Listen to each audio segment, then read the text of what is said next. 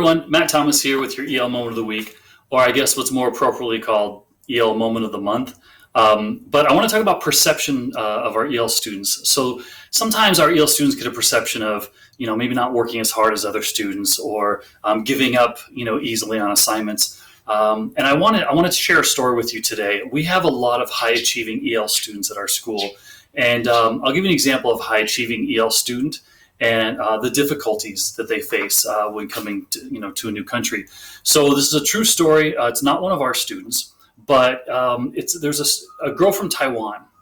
She was 11th grader in Taiwan, straight A student, top of her class, very, very social at school, involved with a lot of programs, and really going to go places in the world. Her mother moved her to the U.S. Neither of them spoke English. She moved to the U.S. The girl who was in 11th grade got enrolled in high school in the U.S., spoke no English. The school in Taiwan never sent the school transcripts over, so she had to essentially start over in ninth grade, right? Start taking all the ninth grade classes, speaking very little English at all. Obviously, failing her classes right away. Started to get bullied by another girl. The girl from Taiwan didn't have the language skills to be able to defend herself. One day called the bully a bad word, called her the B word. Punches were thrown.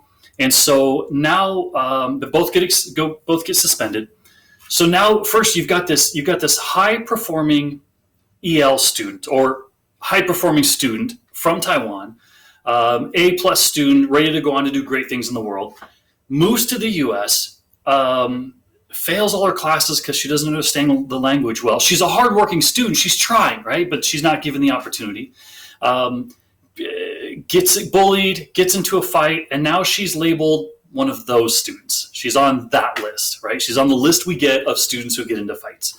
And so her academic career totally took a turn by coming to the U.S. I mean, she was like way up here, and now she is struggling so much. Ultimately, I don't know what happened. That was the end of the story that I read. But my point is we have some high achieving EL students that if the classes were taught in their native language, they would be doing so well. But it's not taught in their native language. It's taught in a language that they're learning. And so the way we can help as teachers is to please, be patient with our high achieving advanced or EL students. Be patient with them. At times, I know I've said this before, grade based on intent. Like you don't necessarily have the words that I want to hear or all the words, but you have some, so I think you know what you're talking about. Grading based on intent is huge, is a big help for them. So I just want to share that story with you. There are a lot of high performing EL students at our school, students where if they're given just a little bit more help, a little bit more opportunity, they'll shine for us. And that was your EL Moment of the Week.